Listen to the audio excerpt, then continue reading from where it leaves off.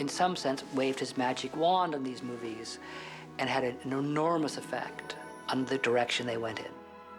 While we were working on Beauty and the Beast, really none of us had a clue how seriously ill Howard was.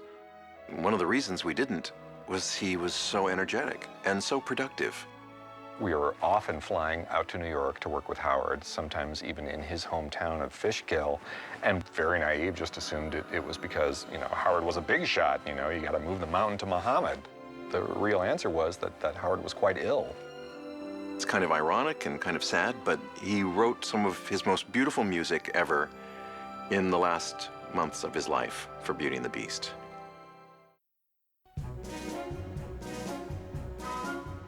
The Disney artists of the 30s and 40s were discovering that art form and inventing it and creating it.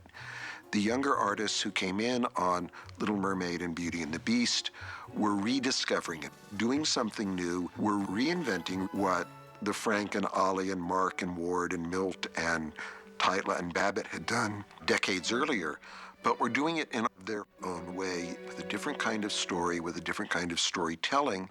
That was a period in my life when I was really trying to study Disney animation as much as animate. I would go down to what they called the morgue, the animation research library, and get out old animation from Sleeping Beauty and Cinderella and things like that, and really study it to see how it's put together. So there's a definite connection which is still there. We still hold those guys in tremendous awe and respect, because if you think about it, all we really had to do was stand on their shoulders. Those guys made it up. We couldn't have done Beauty and the Beast without that link to the past, without that whole Disney lineage, that line that went through all those pictures. All the inexperience that our young crew had, we came just out of art school, and here we are stepping in the shoes of the 9 old men trying to do an animated classic. So we needed a few movies to get our feet wet and gain experience, and that actually happened. Looking back at these movies now, Black Cauldron, Great Mouse Detective, Oliver and Company, Roger Rabbit, Little Mermaid, each one is better than the other, especially technically, animation-wise, just giving us a chance to crawl into our character, learning to express yourself, because animation is really hard. It just takes a long time to become a good animator. It's a culmination of years of extraordinary work. All these artists grew and learned their craft, and then they applied that to Beauty and the Beast. You know, Belle, there's not a girl in town who wouldn't love to be in your shoes. Andreas had his work cut out for him doing Gaston, who had on one hand had to be handsome, and on the other hand had to be incredibly evil. That's an interesting challenge in animation. I think every animator had their own challenge. The Beast, how are you going to draw the Beast? There was this Jean Cocteau version who was a great Beast in the live-action film. You almost think, how can you plus that, And I remember Glenn going to the zoo and drawing a variety of animals, gorillas and bisons and all kinds of weird animals, mixed them all up. So he had his design issues, with the character. Dinner is served. The objects, I think, steal the show for me in the movie. I know they had a little bit of a hard time at the beginning trying to come up with, well, how do you move an object that doesn't really have legs and arms and eyes, yet you need those features to express feelings. It was all, not just run-of-the-mill, enchanted feather dusters and candelabras and clocks and things. How do you let the audience come along for the ride with you and believe that these things can actually sort of bounce around, but yet are still a clock? There's some interesting sort of fine lines that you've got to, walk. Can you imagine? He asked me to marry him. Belle fits into what I call our new style of princesses. A lot of the earlier princesses, Snow White and Cinderella, things would happen to them, and they were more reactive. And I think starting with The Little Mermaid, Ariel, they tended to be more proactive. They were more involved in the story. She was her own person and had her dreams. She's intelligent, beautiful, just all those wonderful qualities that you would expect in a Disney leading lady. I'm speechless. Just as the animators begin with reality and caricature it and exaggerate it, so the designers and background artists and inspirational artists caricatured the real world they saw in France and turned it into a fairy tale version that is more what we like to think of as France in an earlier time than reality could be. I like the fanciful qualities of it. I like that it isn't anywhere specific. It's like the design of Belle's castle. Well, you know, it's not a French castle or an English castle or, you know, it's just a castle. It's a fanciful place. And I like that about working in animation, is that we can create new worlds. We looked at Bambi, we looked at painter Fragonard. I looked a lot at just classical paintings and the Romantic painters to get that feeling. And you'll notice the softness to the backgrounds, not quite so crisp, not every detail, keeping things a little more painterly. All those things kind of help to integrate the characters into the backgrounds and create a space for them to play in.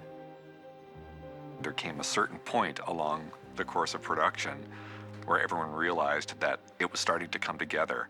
And when the first color scenes started to filter through the pipeline, we got a little goosebumpy. We started to think, hey, maybe we're doing something right here. As the Beast was beginning to come together, I looked around me and it was happening for everybody. Their characters were coming together, the color, the story, the music, everything. I think we all realized we were working on something really special. Bonjour! Bonjour! Bonjour! Bonjour! The publicity machine was pretty amazing on this movie, and we had the benefit of Roger Rabbit, which began to see things like a McDonald's tie-in, for example, or Little Mermaid. You certainly saw toys and puzzles start to happen, but they really figured it out for Beauty and the Beast. The key to making these movies an event is, first and foremost, a great movie. You can't have all the ancillary stuff without that. But it's also getting the word out and being proud about your creation and not hiding it. So for the first time, I think we were really pushed into the limelight as filmmakers. 2020 came in, and they shot all around the studio. They interviewed all of us. We're pretty excited for animators who basically spent all their time in their room at their desks drawing. This was an amazing experience. I was invited to go to New York with Glenn Keane, and Jeffrey had put together a kind of a small rollout show, if you will, early in production for some of the national press that are based in New York. And Paige O'Hara was there, and she sang one or two songs from the piece. And hopping all on the plane, flying out there was exciting. It was like a big field trip that we all get to go show what we did over summer vacation to everybody. And so there was a momentum. You could feel there was this energy. It was just a lot of fun.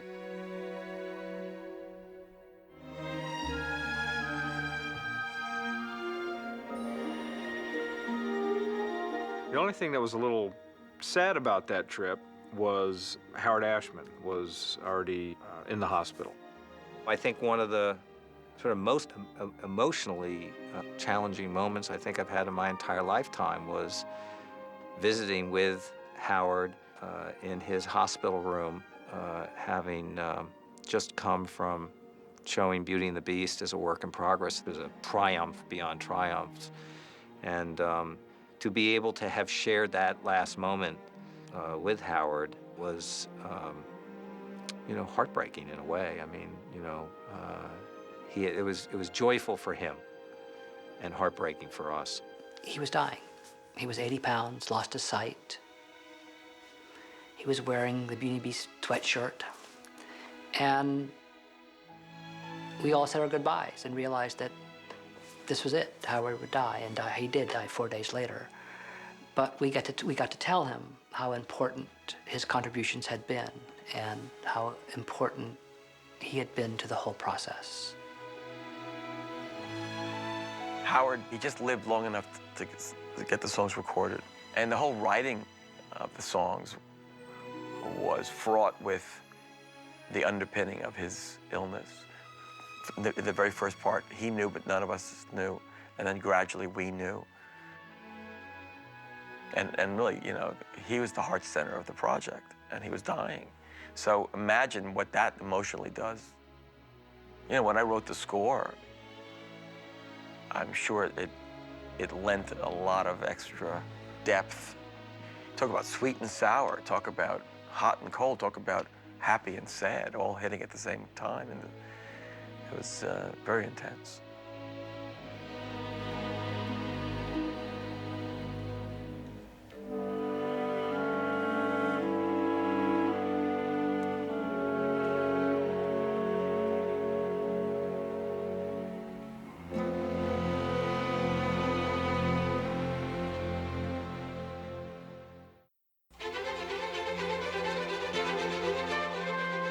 I think the first time we felt the audience reaction was at the New York Film Festival. The New York Film Festival was one of the great, amazing highlight moments of my 10 years at Disney. I don't think any of us will ever forget it. Oh, the New York Film Festival. It was just an experience of a lifetime.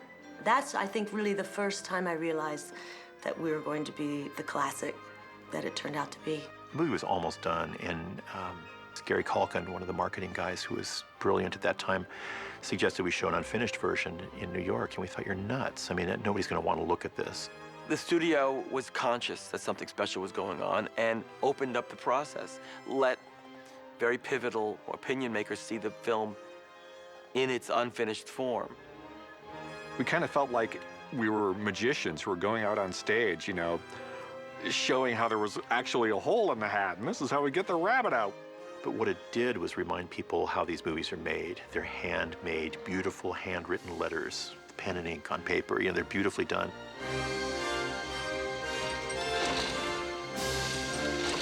Now can I open them? All right. Now.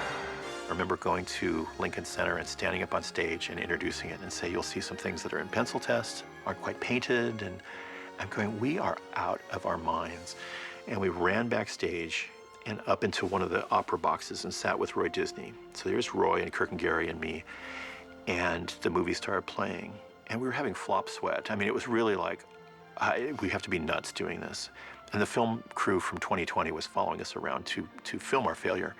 And when the first number was over, people broke into applause. We thought, oh, that's nice.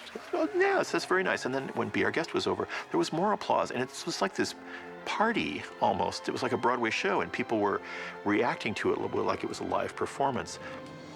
And they were suspending their disbelief enough to buy into the pencil tests.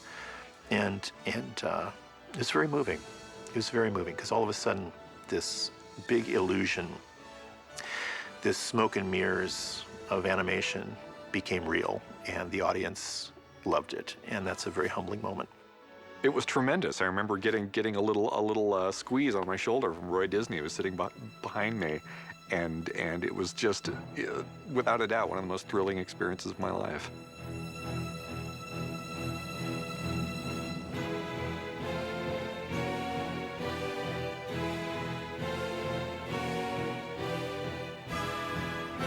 Well, when it opened, we had been like running so hard for the finish line that we had the premiere, and then it was out, and we're listening for the opening weekend numbers, and they came back good, and we're like, great, and it kept going, and we were watching it go, and we were watching it grow. The reviews were tremendous. We could not believe just how warmly it was embraced, not only by the audience, but by the critics as well. It was exciting. It was really mind-blowing. It was a film of so many firsts. We actually won the Golden Globe. It was the first animated film to win for Best Picture. The buzz was going around about the Oscar nominations, and people were talking about Beauty and the Beast. It's like, you know, could it happen? Could it really? No, come on, really?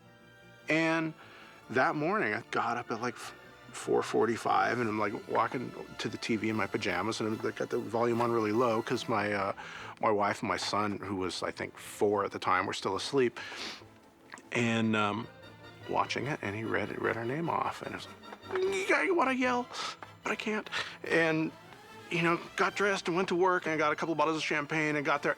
They had the orange juice and the champagne, and I was like, okay, I see where today's going. I've still got my big champagne bottle with the date on it that it was nominated, and got that on my desk, you know, and I'll never forget that. I mean, that's that was a recognition. It was a true compliment to the animators, to the director, Kirk Wise and Gary Truesdale, to Don Hahn, all the animators, everyone who literally sat there for over 3 years, people who normally don't get the limelight. That was a great thing, because they deserve that. It's almost indescribable what that meant to people working in animation. You know, we had all grown up, obviously, influenced by animated films, but, you know, everyone working in animation is also in love with the art of film itself, and that obviously includes the entire history of live-action films. So to be considered in even the same ballpark as the live-action movies was a huge honor and something that never had happened before. It was a very exciting moment in time, and you know, here we are now, almost 20 years later, and you know, for the first time, here's a movie Up being nominated as a Best Picture. Well, all of us always felt that animation was a legitimate movie form. You know, obviously, we all got into it because we all loved it. And everyone always kind of felt like you were kind of the Hollywood stepchild.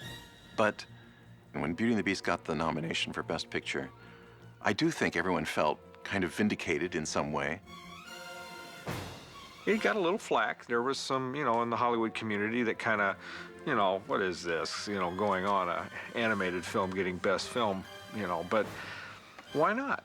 You know, if people, the audiences across the country, across the world, embraced it and felt that this was truly one of the best movies of the year, why not give it an Oscar nod?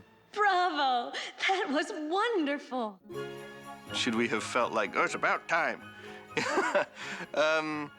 No, I just think all of us were just really proud. I just think there wasn't any of that at all. It was all just a really sort of just an excitement. And I felt happy for Howard's memory. All these ridiculously heady experiences going on. Oscars and Globes and the Grammys and opening nights and hit records. And oh my God, it was pretty exciting. We didn't win the award, but we'll always have been the first to have been nominated. And it raised the bar for all of us, for all the subsequent films and for anybody making an animated movie. And of course, it also inspired a lot of other filmmakers and studios to get into the sweepstakes too, which can be all to the good because, you know, the competition makes everybody smarter and wiser and more innovative. You know, perhaps there's something there that wasn't there before. One of the things that Beauty and the Beast did was it made it actually okay for grown-ups who were unescorted by children to go see an animated movie, you know, on a Friday night, on a date. And it was really great to be embraced not only by a family audience, but an adult audience as well. I think Beauty and the Beast probably cemented Disney as a force in animation again. It said, we want to see more from you guys. We think you're filmmakers. You're not just cartoonists. That validation would have been impossible had it not been for Roger Rabbit and Little Mermaid and Rescuers Down Under. Those films built into Beauty and the Beast. And luckily there were other films after it, like Aladdin and Lion King. Somehow the teeter-totter started to tip a little bit on Beauty and the Beast, and people started to say, we like what you do, and as an artist or a filmmaker, isn't that what you want? And what a great feeling that was, and I think that was probably the tipping point that changed a little bit the face of what animation was thought of, and things were never the same after Beauty and the Beast. When you look back on Beauty and the Beast, you wonder, okay, how would the film do today? Is it a naive film? Is it not sophisticated enough for today's audience? I think it transcends whether something is cool or hip. It really touched what people, I think, really want movies to be. To me, Beauty and the Beast not only holds up, but I don't think there will ever come a day, no matter what technology we're viewing things on or making things with, where you can't sit and watch that movie and not be moved by it. Beauty and the Beast connected with audiences on an emotional level that I don't think a Disney movie had really ever done before. There was a level of sophistication to it and maturity in the story that didn't really have a precedent. As a animator, I look back at it and there's certain scenes I want to go back in and fix. But as an audience member, it's probably one of my favorite films to watch. It's really the first film where I got choked up at the end. I would say that was the highlight of my career. I mean, I loved working on all the characters I worked on, and I actually feel like my animation improved even after that. But that one is the one that I think I hold the dearest. That experience working with all those great artists to make that film just really is the highlight for me. It's like the last of the Red Hot, fairy tales. And this was the last time that Disney had all of our guys, all of our A-team in one production. It was not long after that that Jeffrey Katzenberg said, okay, we're gonna do 2 movies at the same time. We're gonna do 2 a year. And so that effectively split the crew down the middle. Glenn, you're going here. Andreas, you're going here. Ruben, you're going here. Mark, you're going here. We had a great team. We had everybody. I mean, we had all the great story guys, all the great layout guys, all the great animators, all the great painters and art, just everybody. Chris Sanders, he wasn't the head of story. He was a story guy, and he goes on and he directs Lilo and Stitch. Kevin Lima went on to direct Tarzan. And then went off and did Enchanted. Brenda Chapman has done Prince of Egypt and is doing The Bear and the Bow. Roger Allers, who went on to direct Lion King and write the stage show for Lion King. Kirk and Gary, the directors, went on to direct many movies after that. Kelly Asbury went on to direct Shrek. Glenn Keane, who is Glenn Keane, I mean, he's like a demigod of animation. Andreas, the same thing. Mark Henn, the same thing. Ruben Aquino, Will Finn, Nick Ranieri. Once in a lifetime, you are on a project that has some magical component to it that you can't articulate in words, and Beauty was that to me.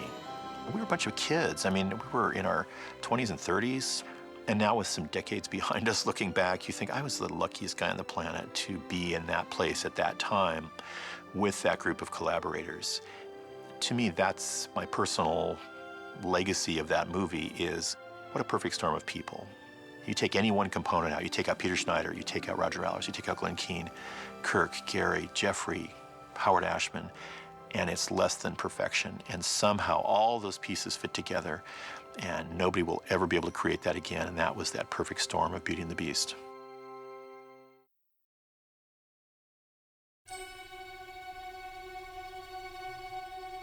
Every time I see a performance, I enjoy it so much, I want to be up there. My most memorable theater moment would have to be the first time I saw Beauty and the Beast and watched the magic that they did on stage. When I saw Rent for the first time. I was at the debut of Dreamgirls when Jennifer Holliday came out and started singing. You can kind of hear the rustle of the audience and the orchestra tuning up. I melted.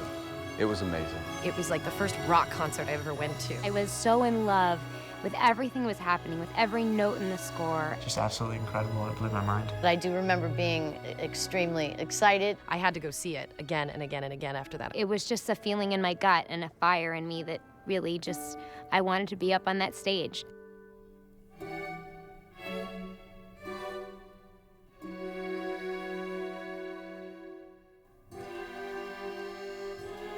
I remember seeing Beauty and the Beast for the first time as a movie.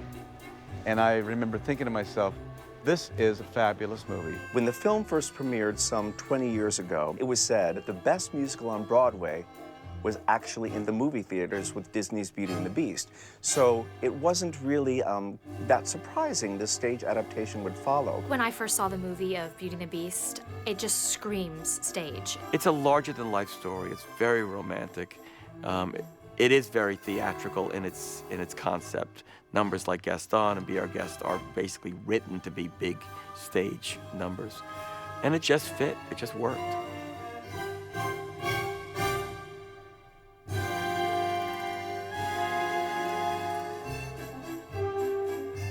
When I saw what Rob Roth had actually come up with the sets and with the adaptation that Linda Wilverton was working on, and Tim Rice and I, of course, wrote new songs. It was a whole experience that I never anticipated. The biggest challenge in changing Beauty and the Beast into a stage musical was the challenge of the objects. How do we allow actors to play these objects? Turning into a physical production. It was all very, very challenging. It was the first production I remember being so blown away at the amount of people on stage and forks and knives and plates. The way that they did that production it was just as magical and beautiful as when you watch it in the movie. It was immediately a success, earning Tony Awards, several Tony nominations, and again has become one of the longest running shows in Broadway history.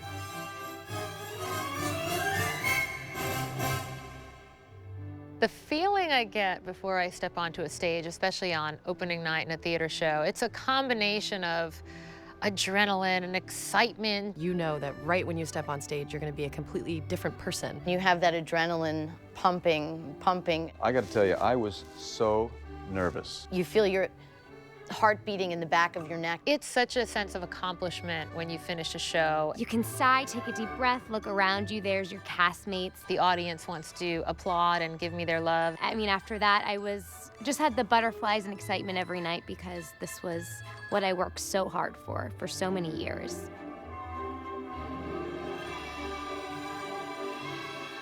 You're on stage and you create this little world that you're in, and the audience gets to peek into that world. Being able to play a fairy tale princess night after night in the way that only Disney can do it, I mean, you literally on stage feel like you're in that world. The little girl in you is getting to be a princess.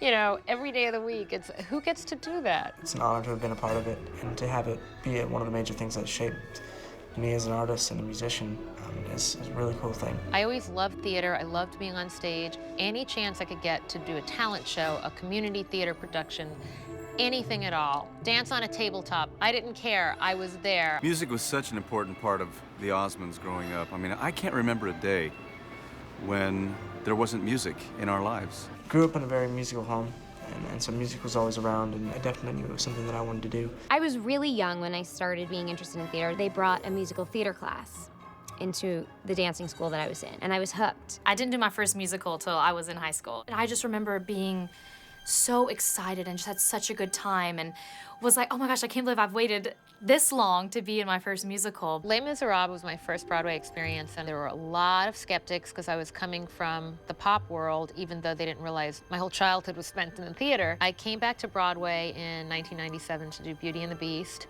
and did a 9-month run, which was incredible. Before I made a commitment to jump into theater, I was known for being a television artist, a recording artist, concert artist, but I never really was a theatrical artist. I remember getting a call one day from Tom Schumacher, head of Disney Entertainment, and Mark Rosano, executive producer of Beauty and the Beast.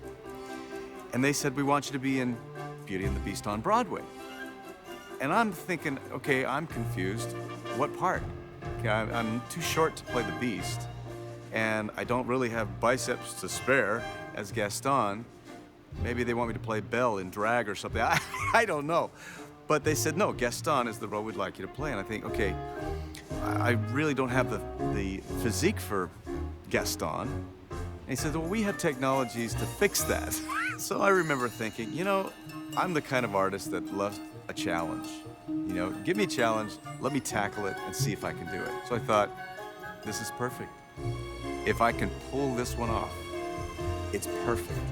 So I accepted. The goal for me was to do something that I loved. Broadway was the first experience with that. I was just trying to learn as much as I could and I was trying to absorb it all and experiencing those things and not knowing where it would lead. You know, you never know in this business. I mean, or any business. You just never know where, you know, one path is going to lead you. I was in the ensemble, one of the orphans in Annie. We were blessed with having Mike Nichols as our producer, he is the one who, I believe, saw me in the group of orphans and said, that's your girl right here. And I got the role overnight, just like that, and you know, it changed the course of my life. Doing Sopranos was amazing, and it was my acting school in very many ways, and working with these incredibly talented people, but at the same time, I knew what my passion and my dream was. The only thing I ever dreamed about was being on Broadway.